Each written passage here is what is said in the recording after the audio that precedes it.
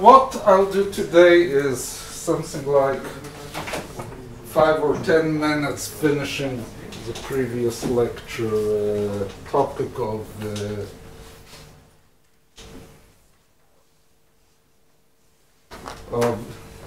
no, here keeps the same size. Here you should. Oh, here is not important. It is important, but all these have to appear here for some reason, which will be explained. Okay, and the rest of the lecture we will do first chemistry for dummies, or all chemistries that a physicist should know according to other physicists, not chemists. And we'll see what is the influence that it has on our understanding of lattice structures. And hope if we'll have still some time, perhaps we'll start from this. Okay, so quick reminder, basically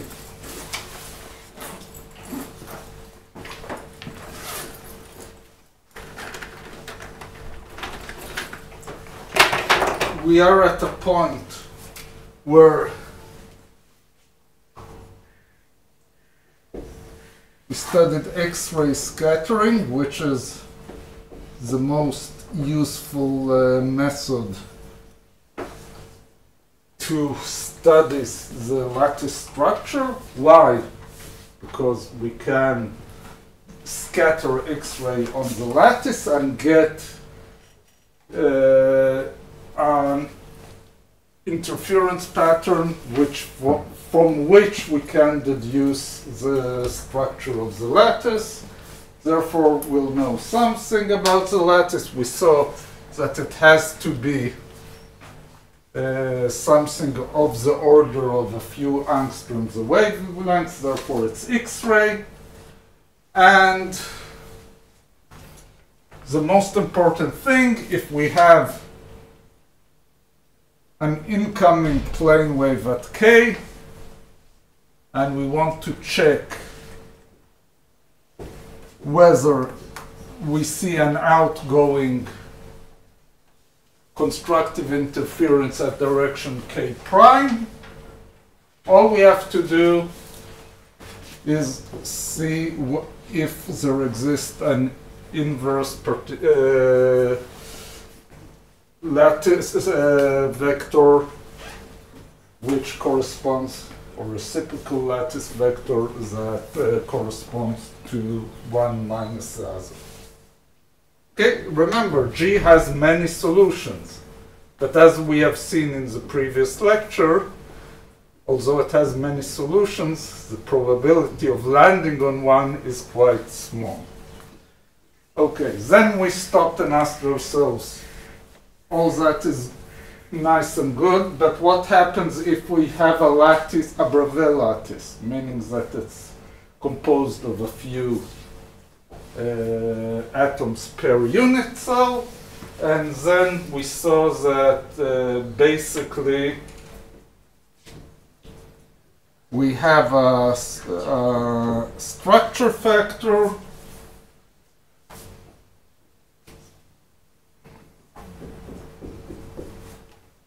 and here is the number of atoms in the unit cell.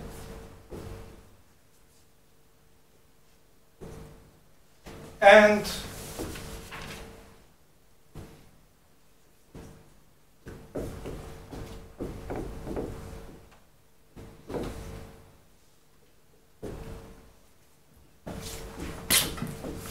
we sum up all these atoms. dj is just a vector in the unit cell which tells me what is the distance between, and distance and direction between this atom and the center of the Bravais lattice that I decided upon.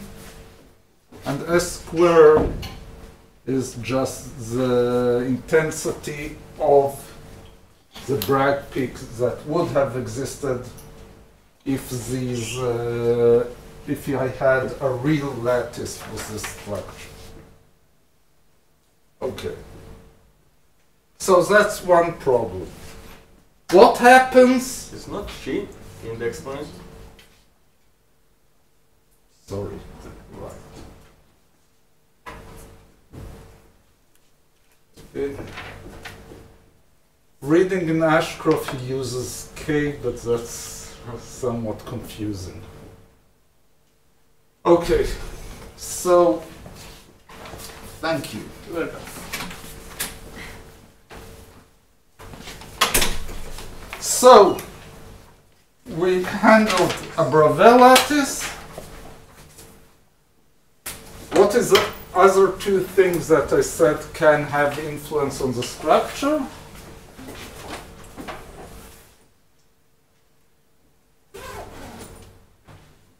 What is the difference between the physical system and our concept of a lattice? The boundaries. Boundaries is important, but we're not dealing here. The two other features that exist in any lattice, even if it's infinite. First, atoms are not points. They have some finite density. And then the correction is quite simple.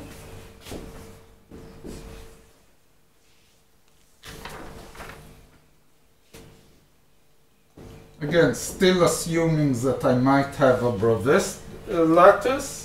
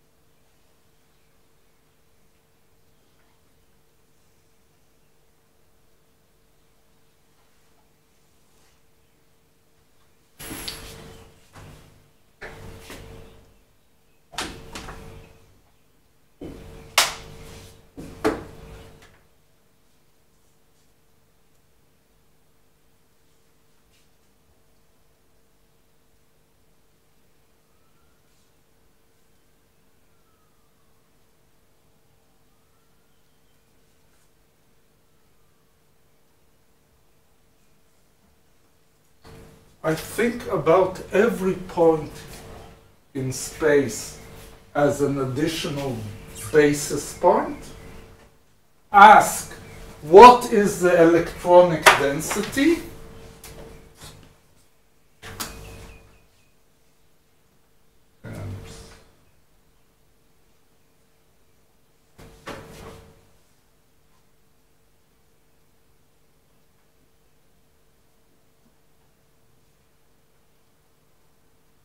How do I get the electron density?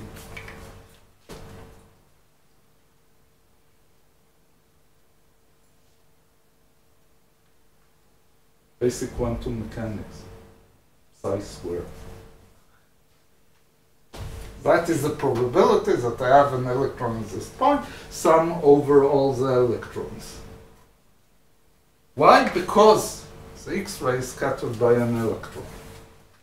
And I'm dividing it here by minus 1 over E, because if this is the electric charge density, I want something with no units, so I divide it by 1 over E, and to correct this mistake of 150 years ago, it's a minus sign. Okay, so conceptually, the same treatment. I just took here into account a density of electrons around some point. Okay, the third thing that I said we have to correct is that these atoms vibrate, they move. As function of temperature, as function of perhaps I kicked them a bit. But as I said, for that we'll need phonons, not at this point. Okay, so we're finished with X-ray scattering. Actually, I would like to add another word. It sounds something that is connected to crystals, to real hard solid state structures. Anyone knows how was the DNA structure discovered? X-ray diffraction. X-ray diffraction. How did they X-ray diffract from a molecule that has 10 to the power 6 atoms, if I'm not mistaken? Turns out that a lot of biochemical molecules, if you treat them correctly, and how to treat them correctly is a kind of black magic cooking. You heat them, you cool them, you pat them over the head, you add some kinds of enzymes, you remove them, you end up with a crystal of where each unit cell is the DNA. It's a huge unit cell. Not easy to interpret. Then you go stick it in an X-ray, because in the 50s and 60s there were 70s and 80s, 90s perhaps, there was no way to go directly and measure a single molecule, not enough scattering of it, no modern ways of coming in with a scanning tunneling microscope or electron microscope and finding out. Only X-ray scattering. And you can guess what kind of a nightmare is. Well, you see all kinds of points, Bragg scattering, but then to decipher what is the structure out of these treatments, you have a Bravais lattice with a huge basis, and not everything is a point. It's not easy. So interesting history, controversial until today. Rosalind Franklin had the measurements, but didn't have a good interpretation. Crick and Watson, if you heard their names, the discoverers of the DNA, had a peek at her data and saw something that gave them the clue on what is the structure of DNA, and ran and published. Somewhat unfair, they received the Nobel Prize. The boss of Rosalind Franklin got the Nobel Prize. She didn't get. Didn't help also that she died from cancer before giving out the Nobel Prizes. Perhaps not unconnected to the fact that she dealt with X-rays during many years. But that's a story, and even an Israeli Nobel laureate, Ada Yonat, at the end of the day, why did she receive the Nobel Prize? The main point there was she studied the structure of some ribosome, some kind of biochemical molecule, which is important for all kinds of features of life. But what was the main problem there? How to get it to crystallize. People tried for 20 years and were unable to do it. She did it, and when she had it, was already, well, technically. It's not simple. Nowadays it's quite simple because you have huge software packages that takes the data and can evolve it and give you the structures. Those days you didn't have it. Okay, so until now is X-ray scattering. As I said, crystallography is a whole field still active today, is not necessarily with crystals. LCDs. What someone knows what is the acronym of LCD? What is a liquid crystal? A structure that in the bulk is not necessarily crystal, but when you get to the surface of it is a crystal. It's a two-dimensional and something. It has sometimes some width, and the properties of that, from which they deduce a physical properties from which they were able to understand how to apply voltage and get out of it photons in a certain color. X-ray scattering. So it's still an active field, but in this course, that's all I'm going to talk about it.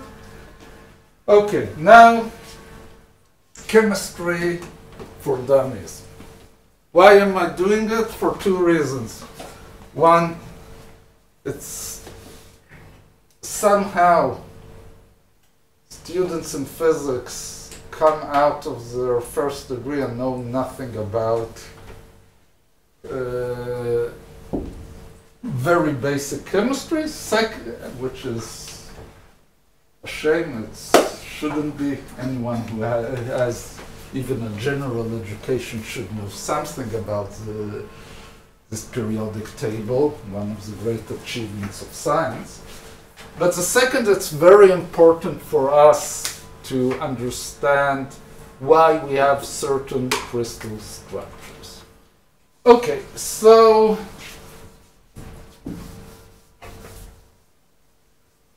what do we need to know in order to understand this structure? First of all, not out of the point of view of experiment, but who's the first that came out with a coherent picture to understand why the structure of the periodic table is what we see here? Mendeleev, as I said, came and pulled it out of chemical data, but no explanation why it is the way it is. First explanation.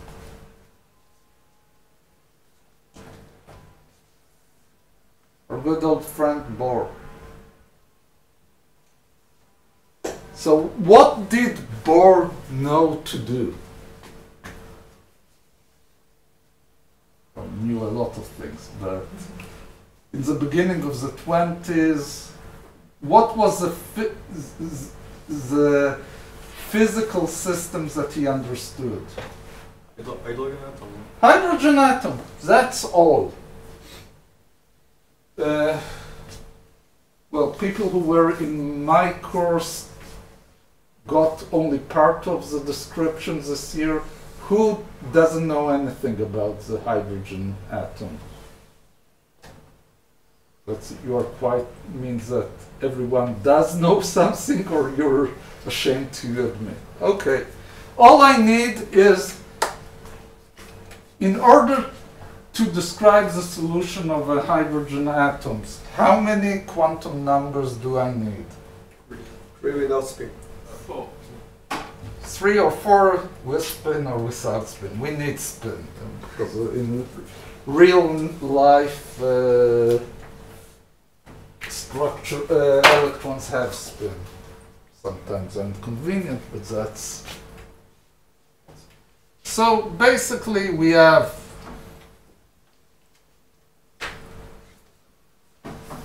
N, L, M, and S. Okay, we know that M has to be smaller or equal to L. Absolute value. Absolute value. Heard it in my course. That's angular momentum. The only other thing I have to add is that L must be smaller than N. That we didn't cover. Your next course in quantum mechanics you'll run into. Okay, so let's start building the solutions. Now you have to understand this is a huge leap of faith. Why? Here we solved something that has one proton and one electron, right? That's the hydrogen atom. This guy has 27 protons, I don't remember how many neutrons, and 27 electrons. Shows that random point here. Electrons are charged, meaning they have interactions between them. It's not similar to the hydrogen atom at all.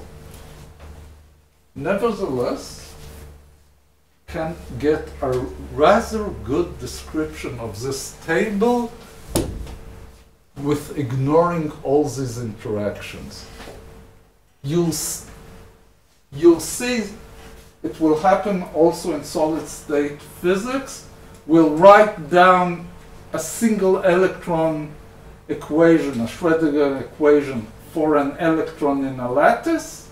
And although you have 10 to the 23 electrons in a typical solid, you can ignore the interactions between them. What do I mean you can? First of all, they tried and it works.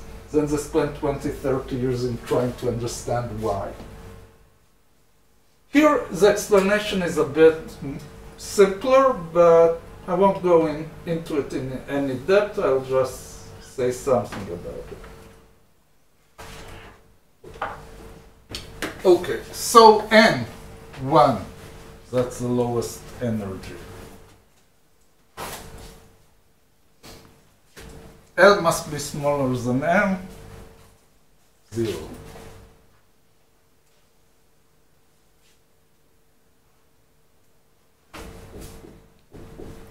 Or up and down. That's all you can have in the lowest energy state of a hydrogen atom.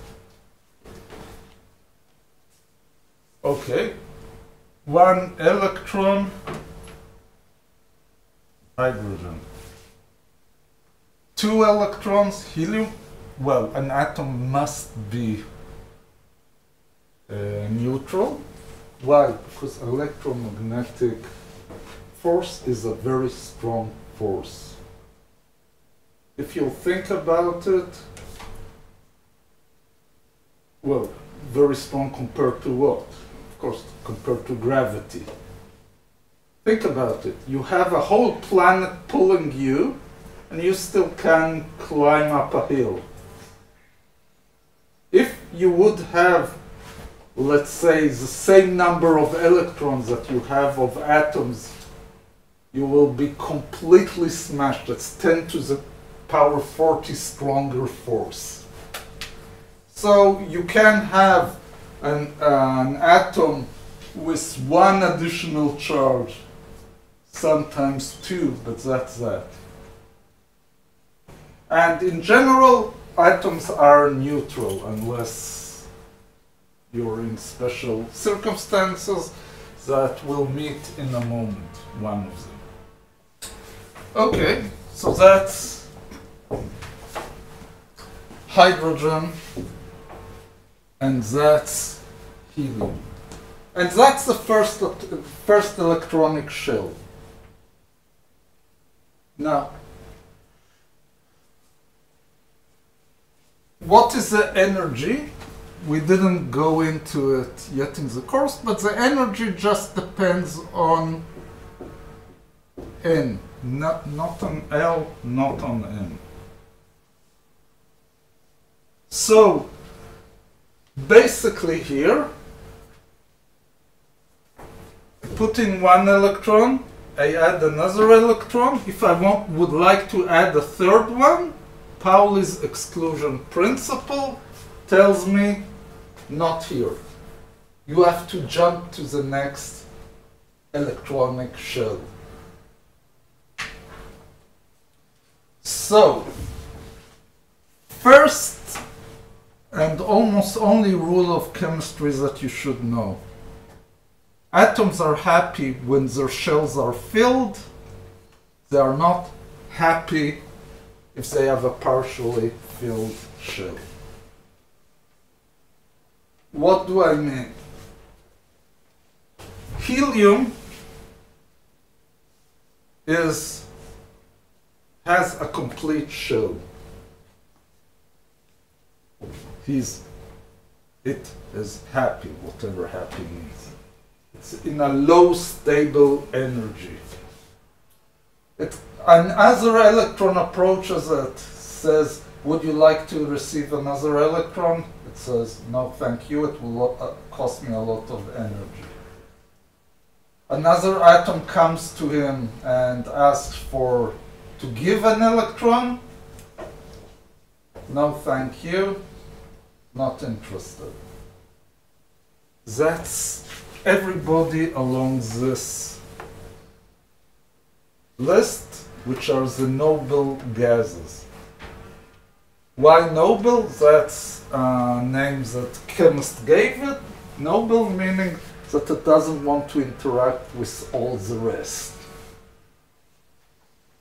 It enjoys life as is. So basically, from the point of view of chemistry, all this is dead, uninteresting. You want to do a chemical reaction and don't want to do it in vacuum, but on the other hand, don't want to do it in a gaseous environment which can interfere. You fill it up with one of these guys, everything's good. It won't play with other atoms, won't change your chemical interaction, won't contribute anything. Now, just a curious fact that you can throw to anyone who's doing biochemistry or brain science or whatever, ask it and they'll have no answer because no one has an answer. If you'll start to breathe something with some percentage, low percentage, you still have enough oxygen of argon or something like that, what will happen to you? Well, Nothing.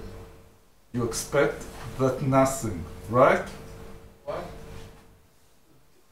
This is one way to anesthetize you, to put you to become unconscious. Why? It can't take place in chemistry. So what's happening here? No one knows.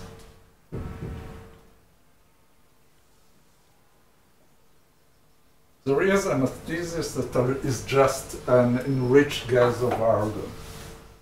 Sets you unconscious. Interesting. Means that not everything in your brain is just chemistry, but what it does, not clear. It couldn't be that it's replacing the oxygen and you're having No, I'm talking about a low percentage. It's not that you're losing. You're not oxygen deprived. Your vital signs continues. When you're setting someone unconscious, you don't want to well, unless you want to kill him, which is not the point in giving you anesthesia. But we don't know how anesthesia works. Exactly. So no, but the point is, you always can say, "Oh, it's some chemistry in your brain." But we don't know what it is. That's exactly what it points toward. Like, we don't even know if it actually... Isn't there one theory that it doesn't actually stop pain, it just makes it that you can't make memories? Because when they found that when the patients react to things the doctors say, like if they tell you to turn to the side, the patient will sometimes. So they don't even know if it actually cuts off their... Yeah, so But again, to create memories, you always think about it as chemistry, right? Yes. Well, how does it play in chemistry? I just had a good argument why it doesn't play any role in chemistry. Perhaps I'm wrong, perhaps something else. Okay, but that's not the course, that's an interesting tip. Okay. Going to the next guy. N equal 2. L equals 0, M equals 0, plus minus half. 2, 1.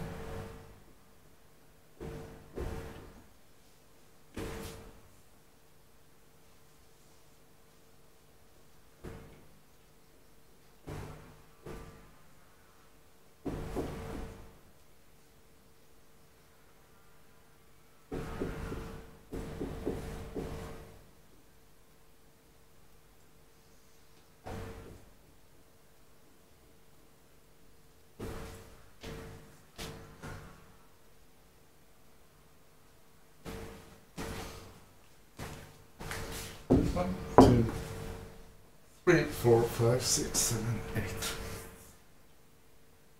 That's the explanation. Now, for chemists, what is the meaning of these columns and rows? The columns mean atoms that have similar chemistry. Okay, what does it mean? Let's look on the simplest neon. It's filled. In order to add an electron, it will have to move to the next shell. It doesn't want to do it. Chemically, it's similar to helium, indeed, a noble gas.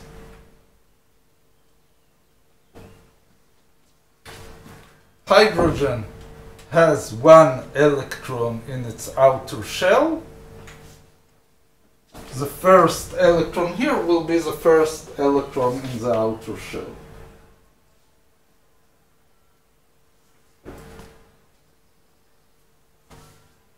So that's the meaning of these guys. Why we have 8 in this row?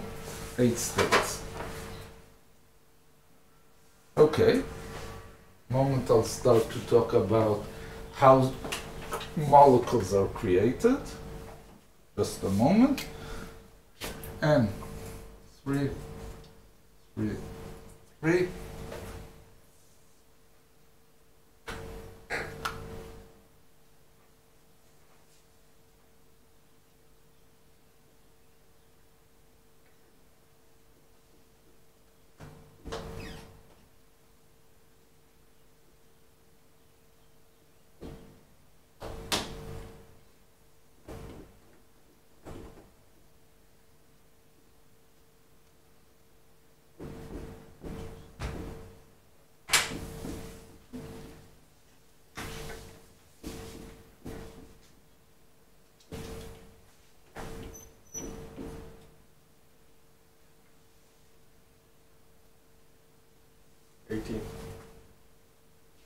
Okay. So we have here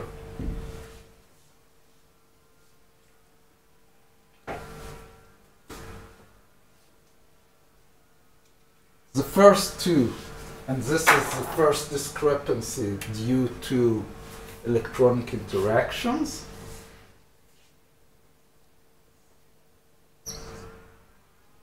We have here 8.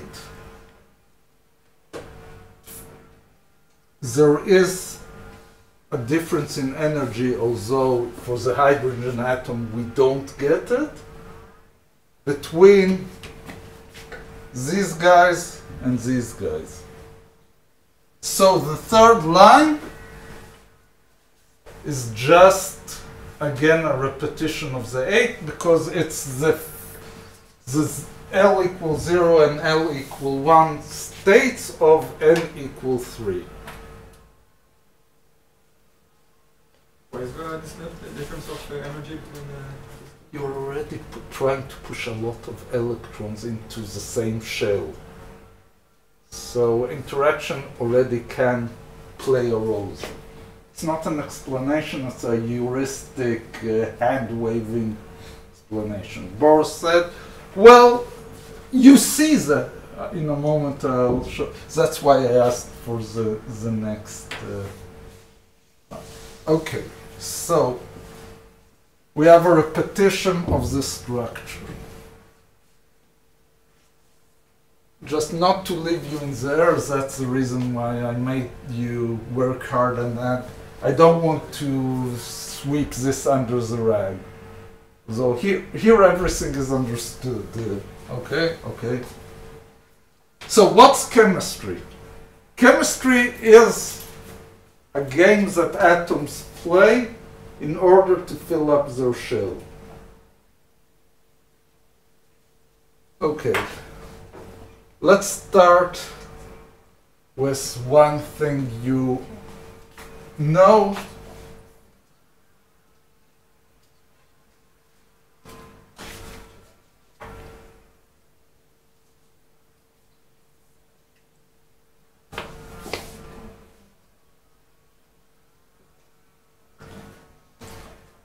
This guy has one electron in its outer shell. That's uncomfortable.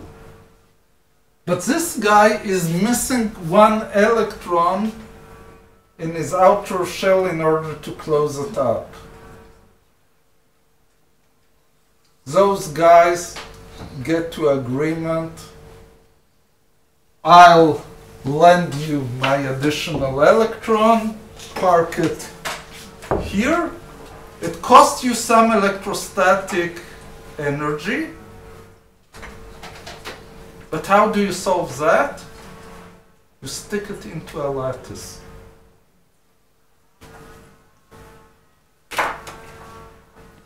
Then the structure that you build is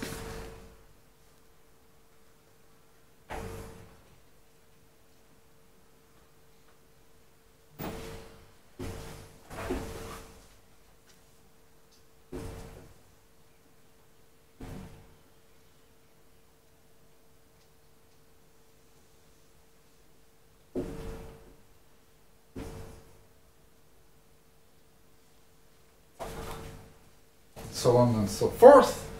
This guy is negative.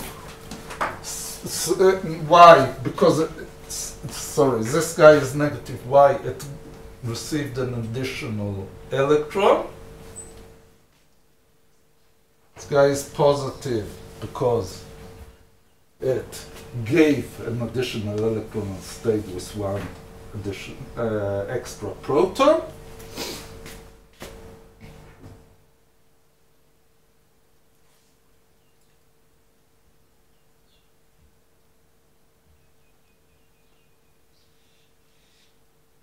And salt, that's table salt, is a square a simple cubic lattice, which uses the fact that in such a configuration you have some dipole moment, but the electrostatic energy is much lower than just putting them separately, because for each minus you park a plus close by, so from long distance the field is very weak. You have just a dipole field out of it. And same for these guys. All the guys in the first row and seventh row, that's called seventh, tend to build ionic crystals that have more or less a cubic structure. Yeah. This structure is very stable, no? Because it, plus and the minus want to be close to each other. Yes and no. As you know, your salt, that you have in your salt shaker is very stable, actually you can even by eye see that it has a lattice structure. Just look at the structure of the grains and you'll see facets on it. But how to kill this lattice? Water. Water. Why water kills the structure? Because it's a polar molecule. Well, because not all chemistry is creating lattices. Some of them is just creating small molecules. For example,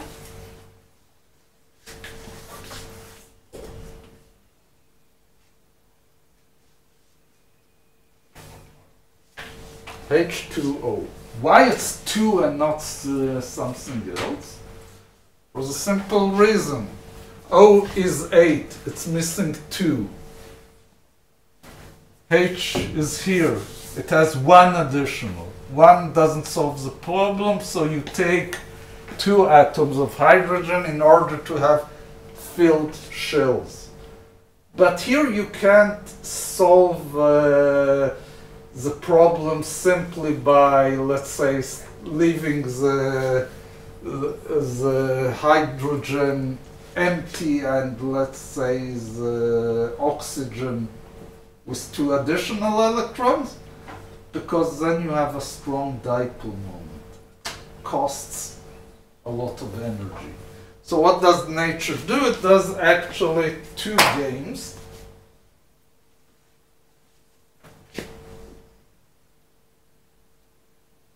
First of all, it doesn't stick these 2 hydrogens on a line. It gives it some angle.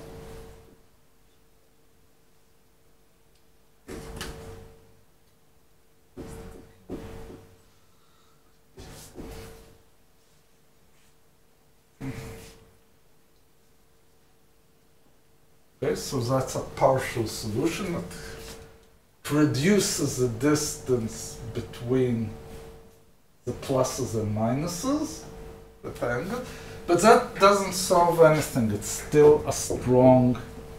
So what happens is it's not a simple ionic bond. These things are called ionic bonds, which is basically one atom takes an electron permanently from the other and the bond is electrostatic. Here the additional atoms start to build some kind of orbit around those 2 molecules in order to minimize the time that any one of these atoms is standing alone with full plus or full minus charge, and that's covalent bonds. So that's the simple ionic bond. That's the more complicated covalent bond. Basically, covalent bonds are much stronger than ionic bonds because physically you have the electron going around both of them. And in this case, it's covalent polar, right? Yes, and here this structure is this. So you have here at the end of the day a dipole. Isn't it the opposite direction? Hmm? Isn't the minus up? No, the minus and the plus. Right, correct. The oxygen has 2 minus, the hydrogen has 2 plus. And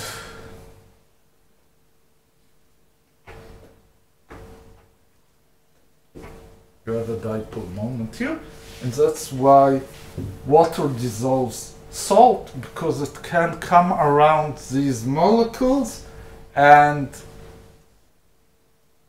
compensate for the dipole moments of these guys, arrange around it, and it can live not in a lattice.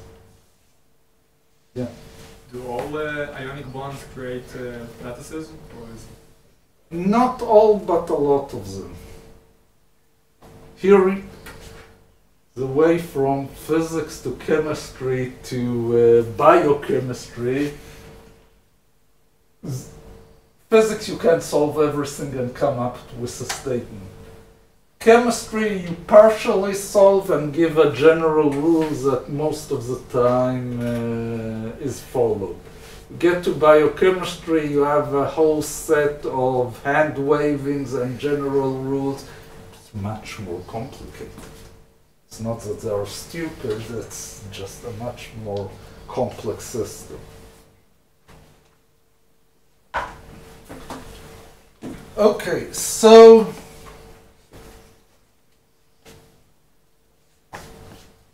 the kings of ionic structures, sorry, of covalent lattices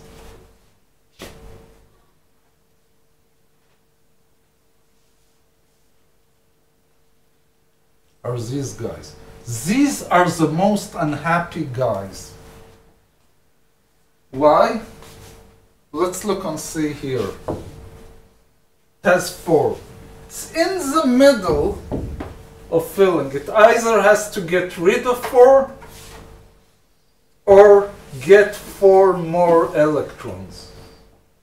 So carbon is the most chemical active atom that we know.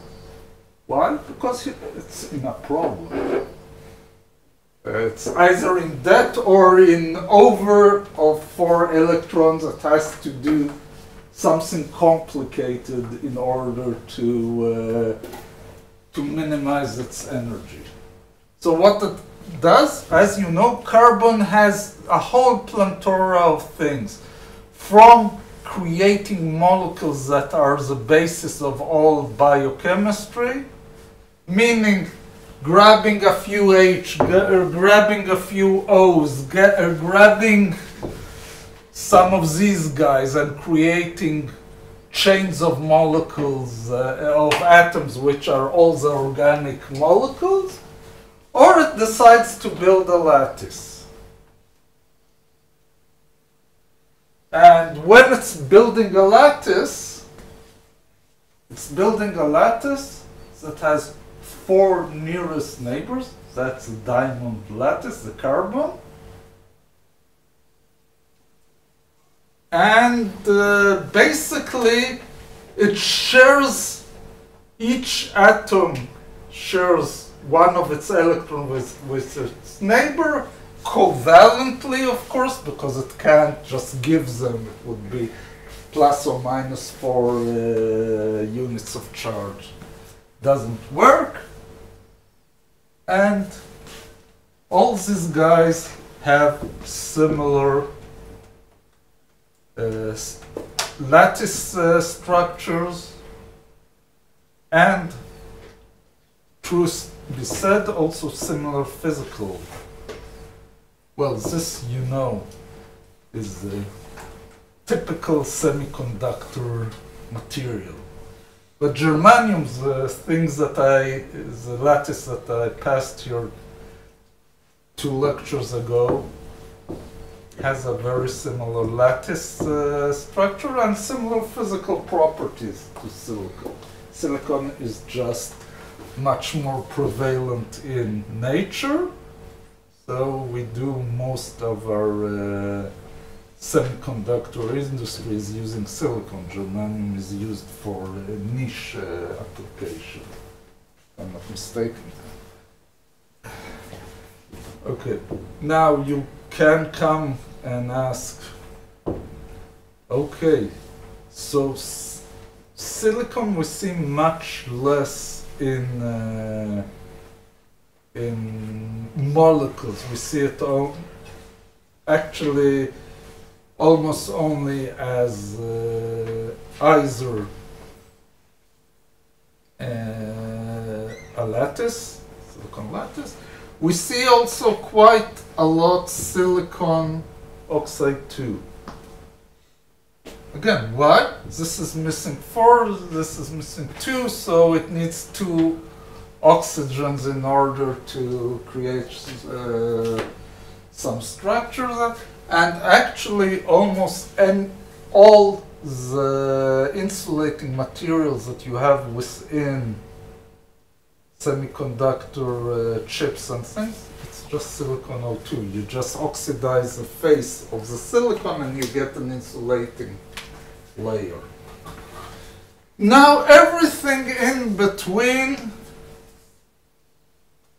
creates some kinds of bonds. We're not in a chemistry course. I'm not going to ask you exactly what molecules you can create with aluminium and so on and so forth, but the basic game is what I described. Okay, then I have one caveat. What happens when you move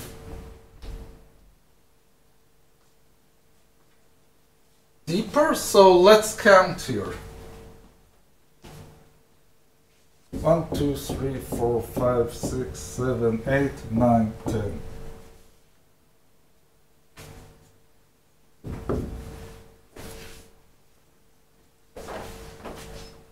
These are the 10 guys that appear here. And what are these? These are the 8 states of the higher band, n equal 4 for this row. So these, although let's say this guy would seem that you would have filled it with one of these states, no, you fill it up with the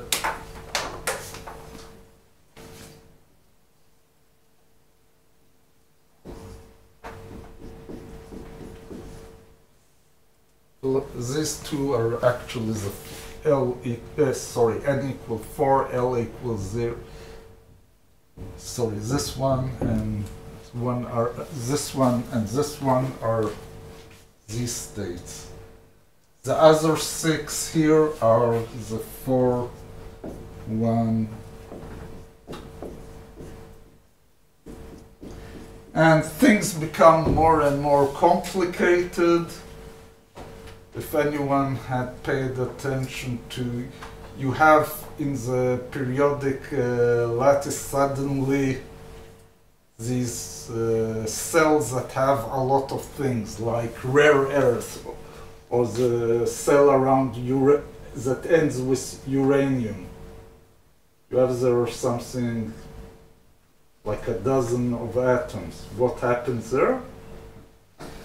There it's even more complicated switching of higher values of N and L that go into the same position. So, what have we learned from this game? Basically, a lot of chemistry is governed just by understanding hydrogen atoms. Lattice structures come out of the need of atoms to fill up or empty a shell, and it does it either by lattice or by creating molecules.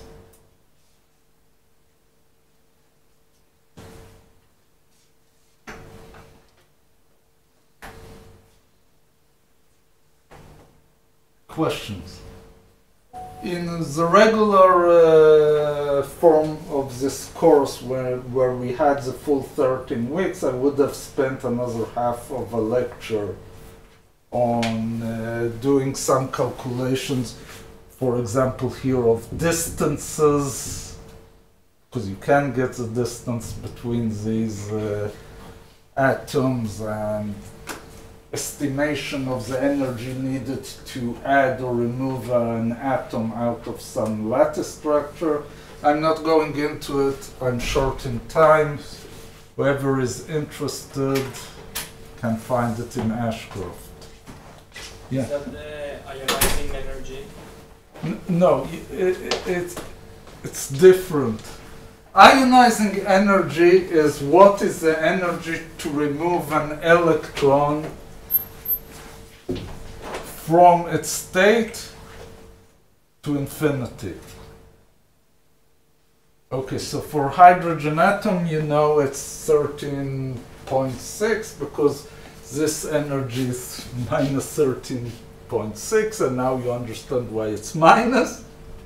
Because if you take it to infinity, it would be 0, no interaction, no nothing, it comes. You want to calculate it for lithium, so it's easier. Go and see what is E2. For a more complicated atom, calculation may be something more complicated, but that's ionization energy. Now you come and ask, what is the energy that I'm removing, let's say, a sodium atom or what's that called? No, it's not fluoride. Fluor is chlor. Yeah, it's chlor. Fluor is has similar chemistry, but one above. So the chlor atom about how much does it cost? So I'm calculating here an energy that comes into the interaction of this chlor with all its neighbors when it's in the lattice, and how much the energy changes if I throw it out to the infinity. So it's the energy of the bond? It's the energy of building the lattice. It has a name, doesn't matter, we're not going into it in this year. Okay, questions?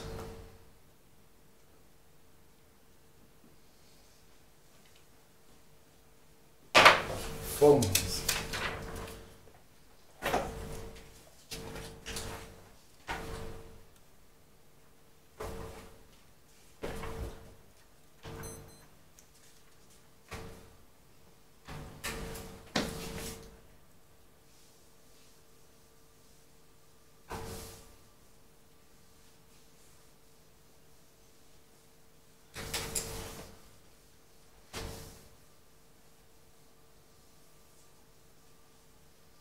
So hard. That's life, but you're at least existing forever on the internet. Yeah, it will be less.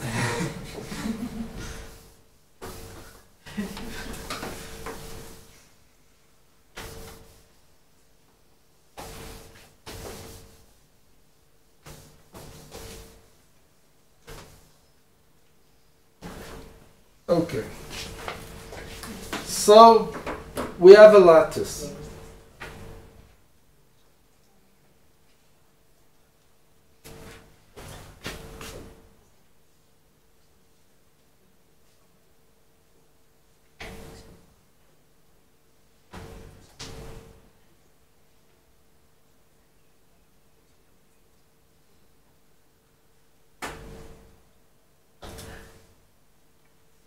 Okay, that's typical. Well, I draw square because that's the only thing I know how to draw.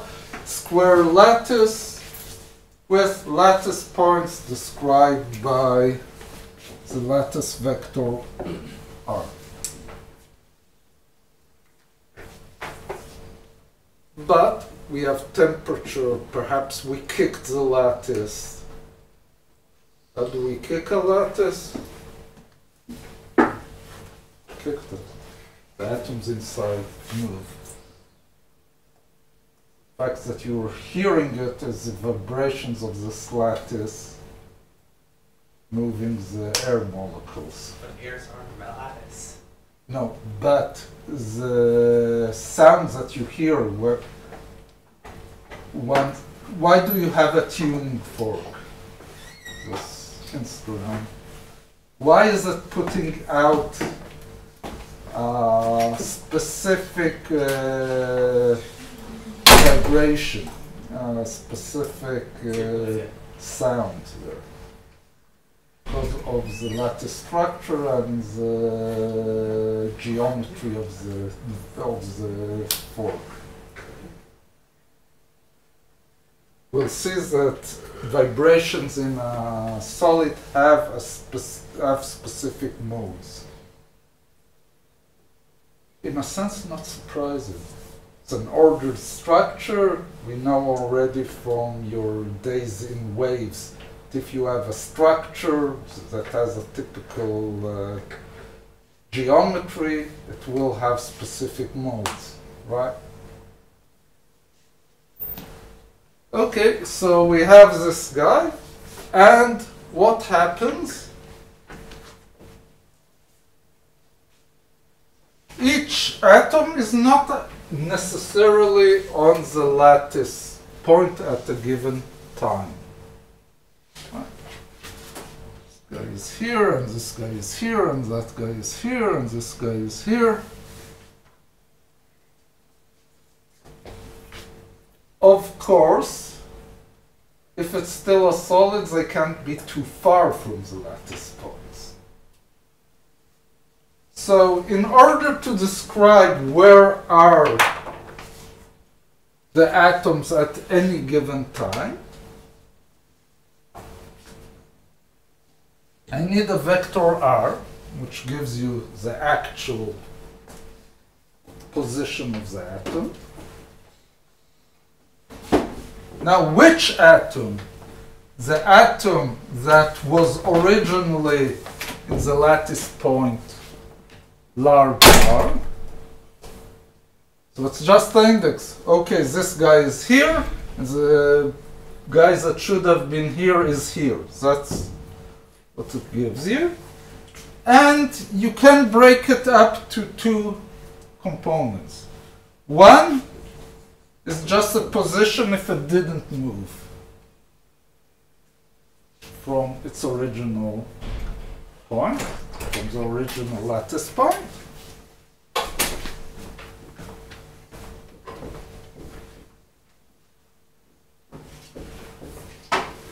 And this is the displacement from the lattice point. But if only one row of the lattice is changed, can it still be described by one vector? No, the lattice vector, remember, it's for each atom. N1, A1 plus N2, A2 plus N3, A3. This vector R is each of the points. I'm asking, okay, for the point 3, 7, 54. It should have been at the corresponding 3, 7, 54, plus some movement from that point. At the moment, all I did is define bookkeeping. I'm keeping where is the location of every atom in this lattice. Now, typical lattice, I have lots of them, 10 to the power 23.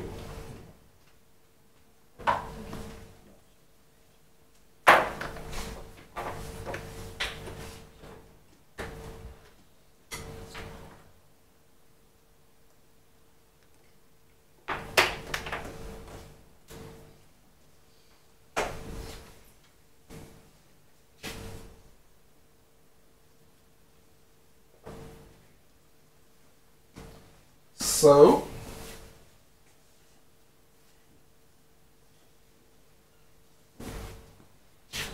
what is the energy of this whole lattice?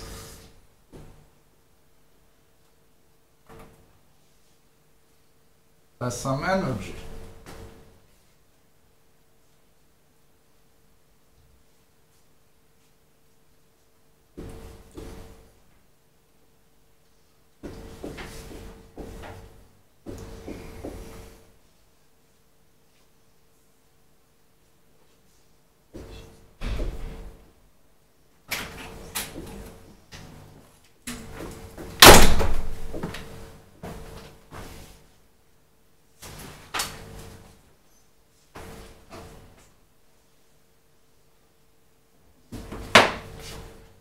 What is phi?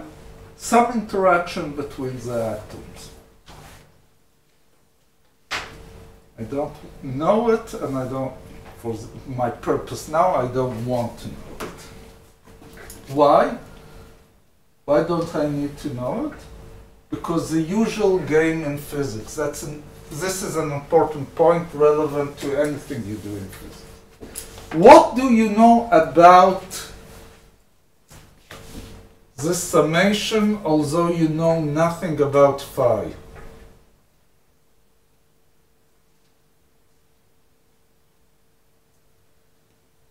Symmetry. It has symmetries, right? Cancel out. You're in the direction, but Need to be minimal. it's minimal. It's minimal. Because if it wasn't minimal, this wouldn't have been a stable lattice. Right? So whatever it is, I know that the lattice structures that nature provided me is the minimum of this interaction between the atoms. Now, I have a minimum in physics. I still know nothing about phi. What do I know? Now think, I'm moving a bit around the minimum.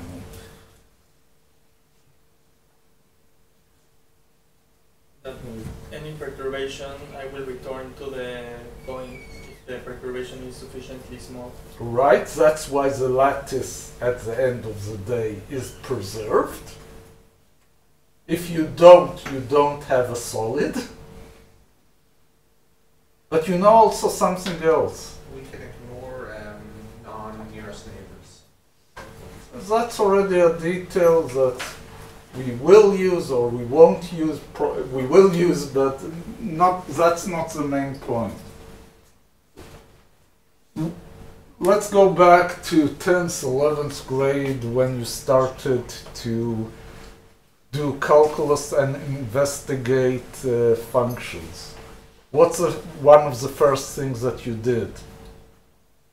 Like the minimum. You found the minimum of a function. And what happens around the minimum of the function? Derivative is 0. The derivative is 0, and the only thing that influences is the second derivative, which is proportional to x squared, the distance from the minimum. That's what the second derivative in a Taylor summation gives me. Therefore, we'll have some form of harmonic potential here around the minimum.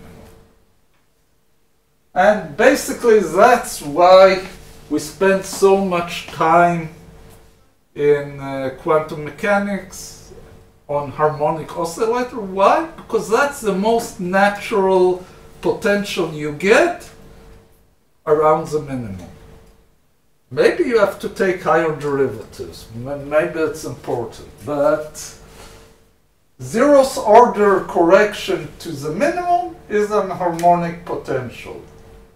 And that's exactly what we'll do here. We'll develop this guy around the minimum and get an harmonic potential here. Then we'll solve the harmonic potential and we'll get solutions which will be our formulas.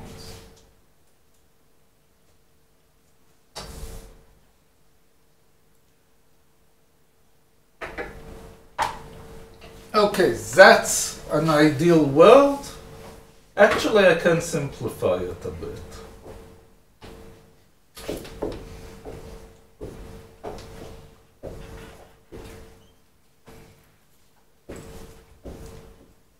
I don't need a double summation, one summation is enough.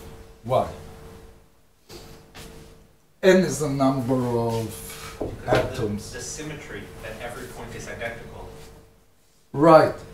Give it in a mathematical statement about the vectors. All r minus r prime has to also be a lattice vector. Exactly. And once you see that, you can divide, you get this result immediately. Because all I have to do is choose one atom, sum over all the points, and multiply it by n, divide it by 2, because I'm counting pairs. So if I'll do it on the next one, I'm counting twice. That's all. Okay. So this energy is at the minimum, at 0 temperature. What is the real description of the energy? The real description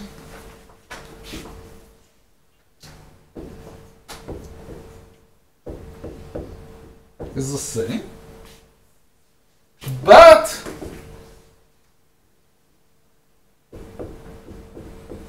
now I have to take into account that the atom is not exactly at the lattice point.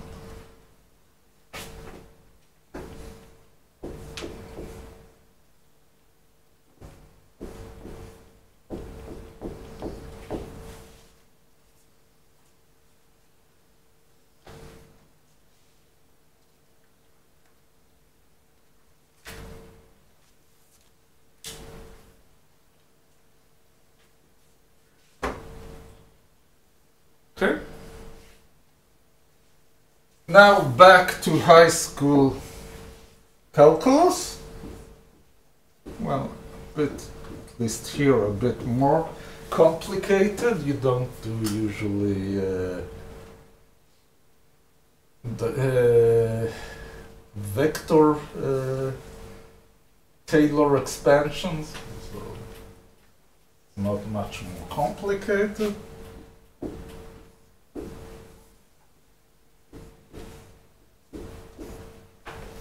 As long as A is small,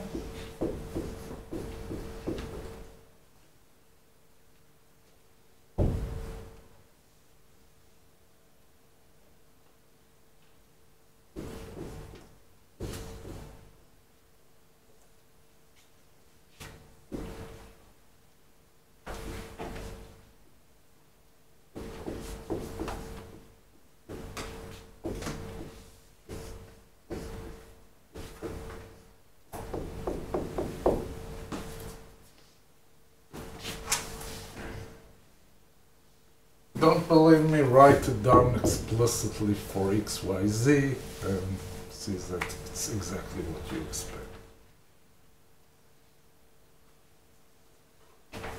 Okay, so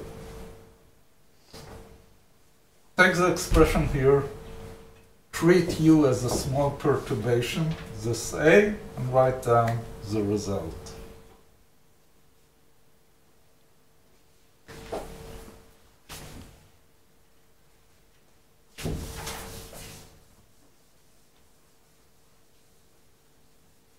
We're going to neglect the second term, right? No, the first term is 0. The first term is some constant, which I don't care about. That doesn't change. This guy is 0, and that's the reason I wrote the next term. In principle, I could take here anharmonic corrections. Sometimes it's important, but at the moment we'll stay within the harmonic approximation.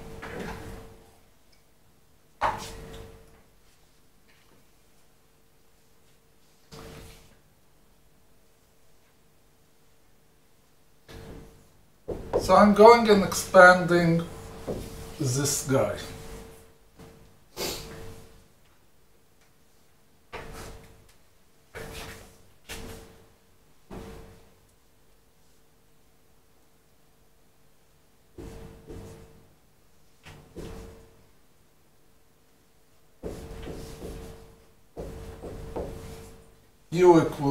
U has no contribution. We're ending up this guy, which for clarity we'll call U equilibrium, and just state here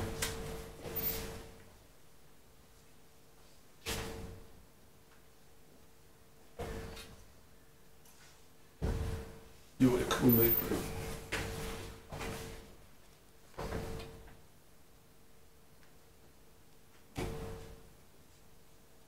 Okay. All right then. The next term, although we know it's zero, just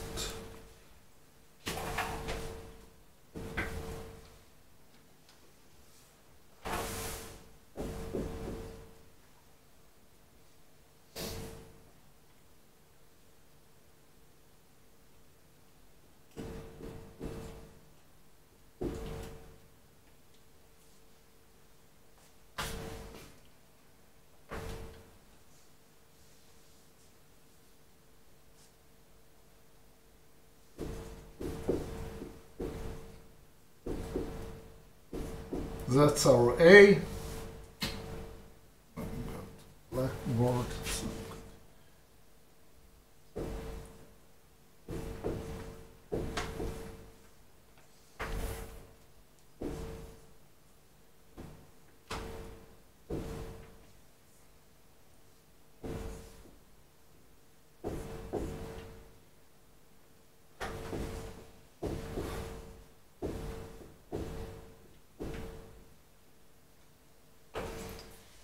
And since it's a minimum, we know it's zero, no contribution.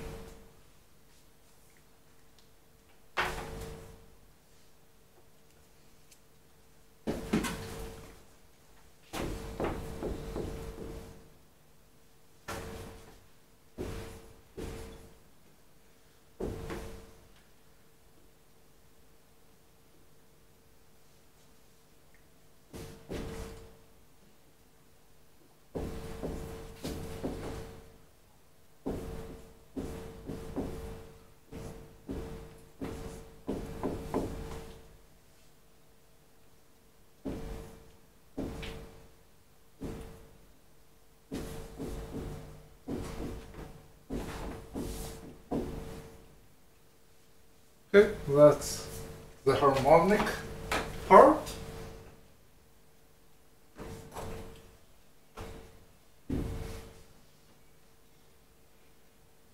So we call it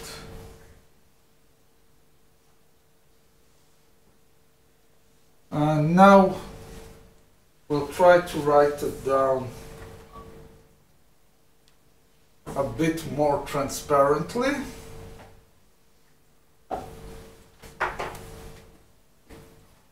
So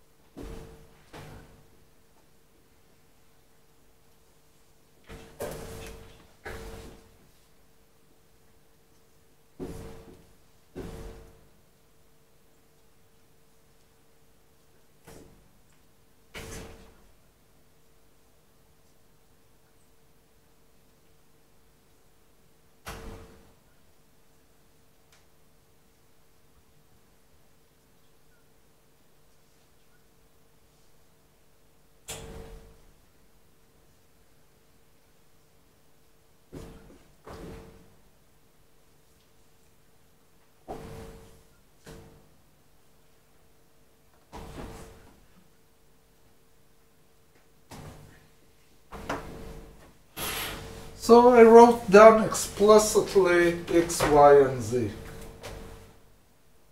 Don't tell me that you didn't miss all those mu news from general relativity if you took the course.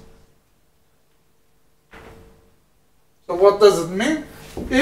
Well, I sum up for x, second derivative in x, x, all the 9 combinations. Why? Because that's just what's written here.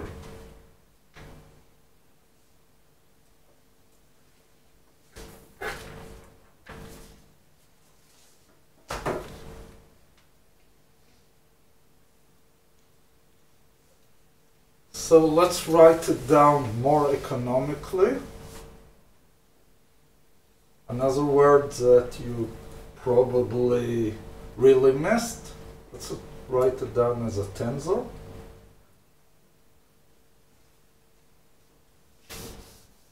Don't be worried, we don't really need all these high mathematics, but just to express it in a more concise way. So we want to write down the harmonic.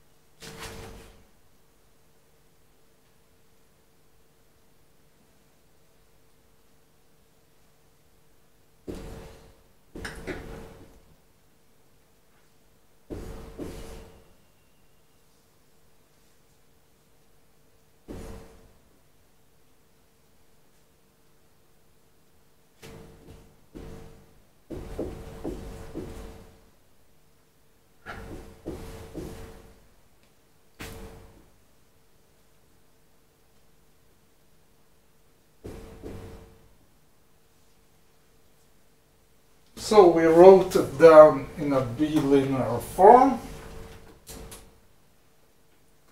and how we take this structure into the simpler structure, we actually push everything into D. So let's explicitly write down D.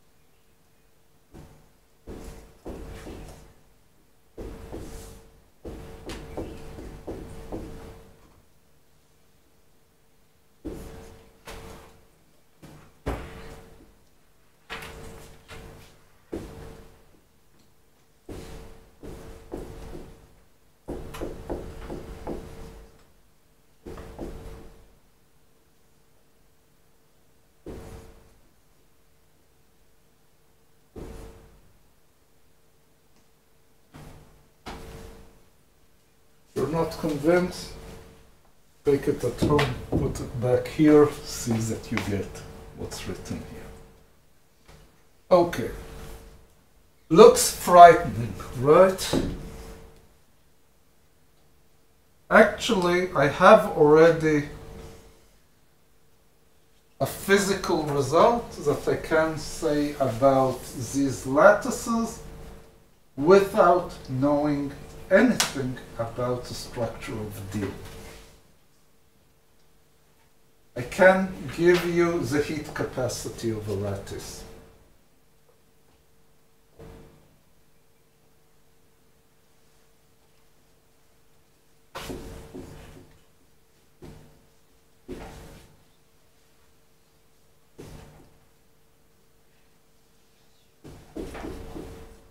How can I do it? I have to remember something that I studied in thermodynamics. And that's what I told you about this course. You pull out results from all kinds of things, electromagnetism, quantum, thermodynamics, statistical mechanics, and what hopefully you have learned there is for a bilinear structure, of the energy, meaning that I have a Hamiltonian which has the form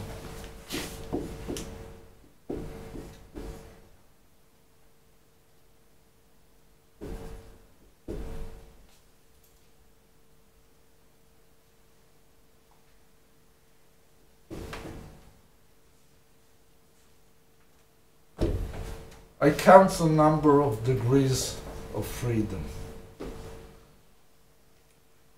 Right? And multiply it by half kBt for each degree of freedom. Right? I don't need to know anything of what's k, what is m, not interesting. So I'm looking on this guy. It's kk prime. It's not sorry, xx prime, not x squared, but this is a matrix. I can diagonalize it. I'll get 3 values of k for 3 modes of it. So I have 3 degrees of freedom here, 3 degrees of freedom of px, py, pz. So I know the heat capacitance.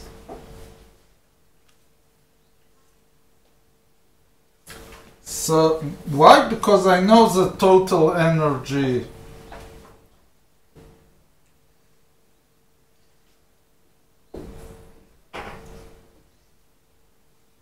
and the heat capacitance, which is just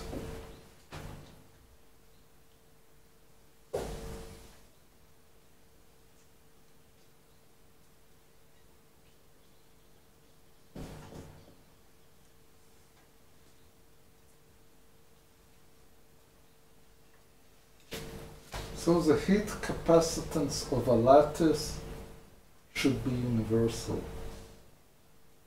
Doesn't matter the structure, doesn't matter what are the interaction, nothing matters. The only thing that matters is that it's more or less well described by the harmonic interaction. That's it. Don't need anything else about it.